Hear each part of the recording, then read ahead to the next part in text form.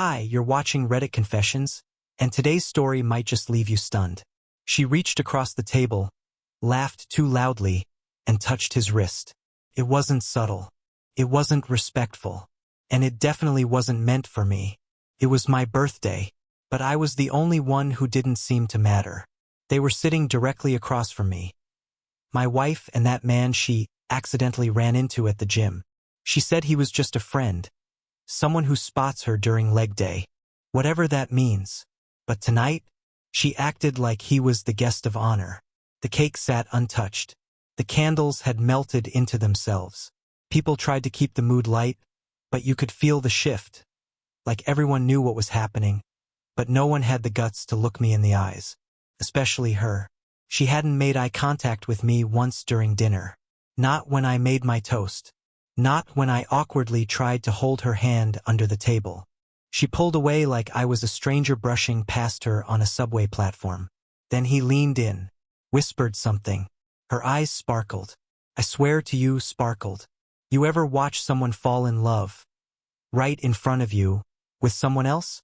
You ever feel like the background noise at your own celebration? Because that's what I was. Noise. Filler. Furniture. I excused myself. Walked to the bathroom. Didn't even need to go. Just needed air. And that's when I saw it. Their shadows in the hallway by the coat room. His hand brushing the small of her back. Her giggling, not the polite kind. The kind that says I hope no one sees us but I'm enjoying every second. Something cold tightened in my chest. I didn't confront them. I didn't scream. I walked outside. Into the night. Past the valet. Past my car. And I kept walking. I left everything behind, including the version of myself who thought this marriage was still real. But what happened after I walked away is something I never expected. I didn't check my phone for hours.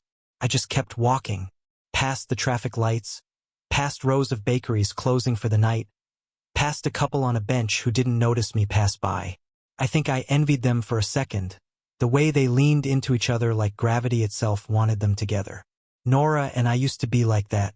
At least I think we did. I sat on a stone ledge outside a florist's shop. It was cold. My fingers stiffened. My tie felt like a leash.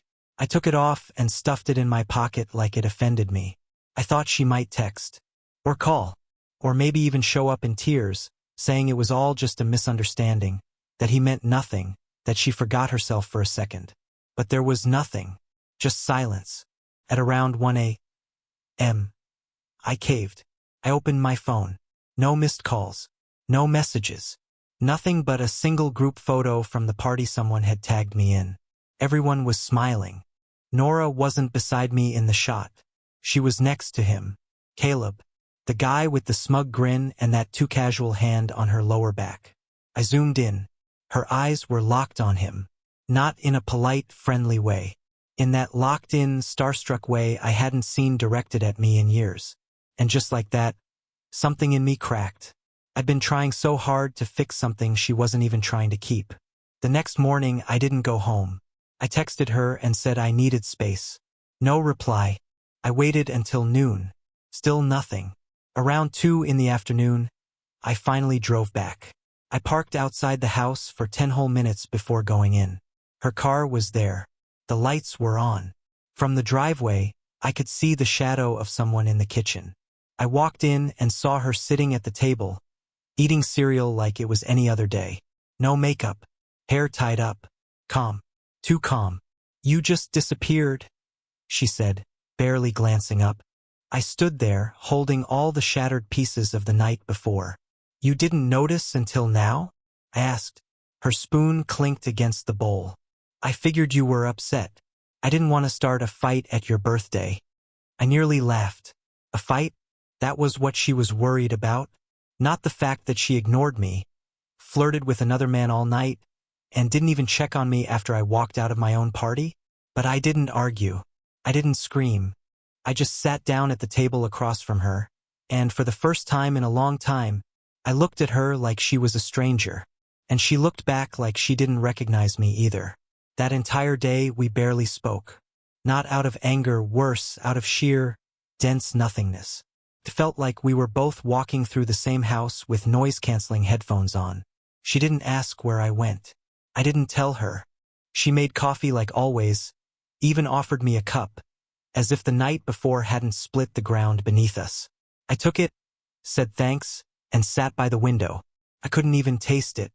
I was too busy imagining that courtroom moment, too haunted by the angle of her body leaning into Caleb's. By sunset, I cracked. I asked her the question that had been beating against the back of my skull all day. "Are you in love with him?" She blinked, looked down, and said, "It's not that simple."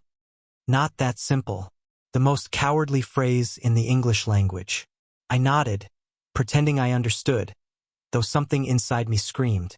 I needed space, real space, not just a night away. So I packed a bag again, but this time it wasn't impulsive. I texted my friend Miles and asked if I could crash at his place. He replied within a minute. "Doors open. Always is." Before leaving, I stood in the hallway and looked at Nora one last time. She was on the couch with a throw blanket wrapped around her legs, scrolling through her phone like it was just another Tuesday. No tears, no apology, no effort to stop me. I said, "You didn't even fight for me." She didn't look up. She just whispered, "I didn't know I was supposed to." The words echoed inside me long after I walked out the door. At Miles' place, I tried to distract myself. He offered bourbon. We played poker half-heartedly. But every time I blinked, I saw that hallway, that coat room, that smug grin on Caleb's face, the ease with which she slipped into someone else's orbit. The worst part wasn't even the betrayal. It was how comfortable she was doing it. And that's when something clicked in me. For the first time in months, maybe years, I realized I'd been the only one trying. I was exhausted from carrying the entire relationship like dead weight. And now, standing at the edge of the wreckage, I felt it shift. Not rage, not sorrow, just clarity.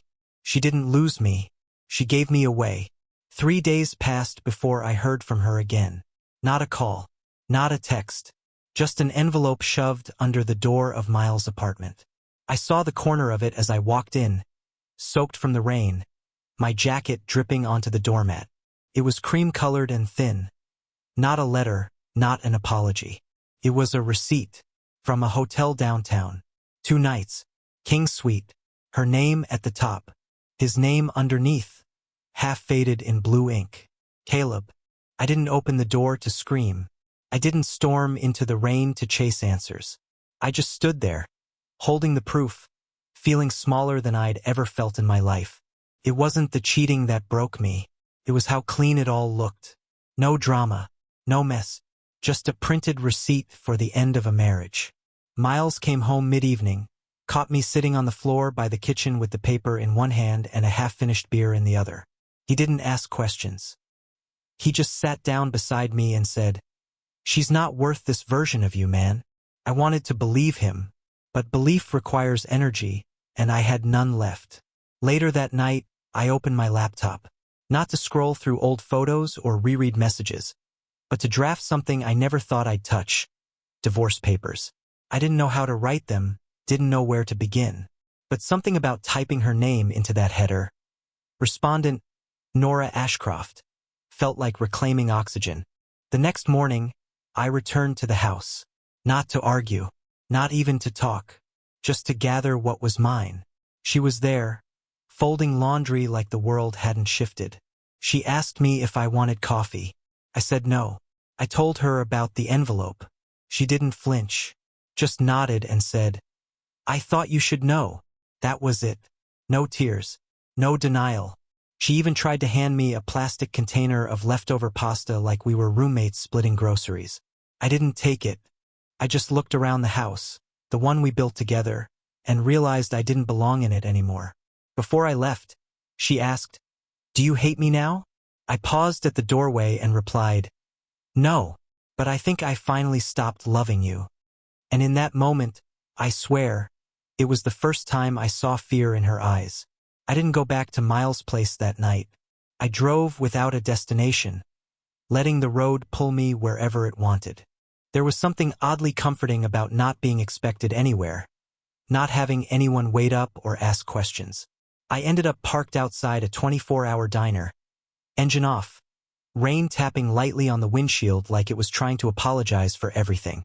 I sat there for hours, scrolling through old photos. Nora and I at the lake. Nora at Christmas in that hideous red sweater she used to mock. Nora holding a sparkler on New Year's Eve, cheeks red from laughing too hard. That version of her. She's been gone for a while. Maybe I just refused to see it. The next few days blurred together. I signed the documents, left them on her kitchen counter, and texted her that the ball was in her court now. She didn't reply, but I saw the message was read. That word stared back at me like a final insult. Read, not felt, not responded to, just absorbed and discarded. But then something strange happened. I started getting messages, not from her, but from people who were at the party. Subtle at first. A friend asking, "You doing okay?" My sister sending a screenshot of Caleb's social media. A post tagged just hours after I'd walked out that night. The caption read, "An unforgettable evening with unforgettable people." And in the photo there she was. My wife, arm around his shoulders. Her head resting against him like she'd already moved on. Like I'd never even been in the room. But the worst message came from her cousin, Tessa. We'd always been close. She was the only one in Nora's family who treated me like more than just a placeholder. She messaged me one evening, short and direct. "I thought you deserved to know. This didn't start on your birthday. It's been going on for months. I'm sorry." That sentence gutted me. The betrayal wasn't new. It wasn't a mistake. It was routine, practiced, polished over time. That birthday was just the first time she stopped pretending. I didn't cry. I didn't throw my phone. I just sat on the edge of the motel bed I'd rented for the week and stared at the wall. I wasn't even angry at her anymore. I was angry at myself for being so desperate to be loved. I didn't notice I was being replaced in slow motion. And that's when something finally shifted inside me. It's strange how pain makes you productive. The moment I stopped waiting for her to fix anything, my entire focus shifted. I cleaned up the mess. Not in the house, but in my mind. I opened an account in my name only, cut the joint credit card, canceled the streaming services she always said she'd get around to paying. I started small, like pruning dead leaves. But by the end of that week, I was moving entire pieces of my life around like furniture I no longer wanted cluttering the room. Still, I wasn't sleeping. Every time I closed my eyes, I saw her. Not Nora as she was when we met, not even her from the birthday party, but a version of her I never got to know, the version she reserved for him. Caleb got the late-night giggles. He got the jokes I hadn't heard before. He got the touch that used to feel like home. And all I got was the shell of someone who had already emotionally packed up months before I ever walked out. I began seeing things I used to ignore. Photos around the house where I could now tell she had already checked out. In every frame, I was the one smiling. She was just there, present but not engaged, like she was biding time. Even the way she used to talk about the future sounded empty now, all those we shoulds and maybe somedays that never turned into anything. I met with a lawyer. She asked if there had been infidelity. I laughed. You'll need a new word for what she did. She moved on with her body and her heart before I even realized I was competing. The lawyer blinked, said nothing, and slid the forms toward me. A few days later, Nora finally responded. Not with words, but with a photo. Just a picture. Her hand on top of his. Matching bracelets. Captioned with a single word. Finally. No explanation. No apology. Just that. As if this betrayal was the happy ending she was working toward all along. That should have shattered me. But instead I smiled. Not because I was over it or because I was okay. But because I finally understood something vital. She didn't break me. She revealed me. She exposed how long I'd lived in denial, in blind loyalty, in the fantasy that effort alone could hold a relationship together. Can't. Not when one person is already celebrating the next chapter without you. And I was done watching from the sidelines. I thought I'd reached the end of it, that after she posted that photo of their hands, I wouldn't feel anything else. I was wrong. Pain doesn't just vanish when you accept it. It mutates, becomes quieter, more private. And sometimes, it ambushes you at the weirdest times. Like when I was ordering a sandwich and the guy behind the counter asked if I wanted to. For a second, I almost said yes out of habit. I used to bring hers home with extra mustard, just the way she liked. But now, it was just me. One sandwich, one drink, one person left. I ate alone in my car, parked outside the same grocery store we used to go to every Sunday. I didn't even realize I'd ended up there until I looked across the lot and saw a familiar figure. First, I froze. She was walking beside him. Caleb. They weren't holding hands. They weren't kissing. They were just there, laughing, sharing headphones, walking like two people who never had to look over their shoulders. My chest tightened, but not with jealousy, with disbelief. That's how easy it was for her to transfer everything that used to be ours into a new rhythm with someone else. I ducked down.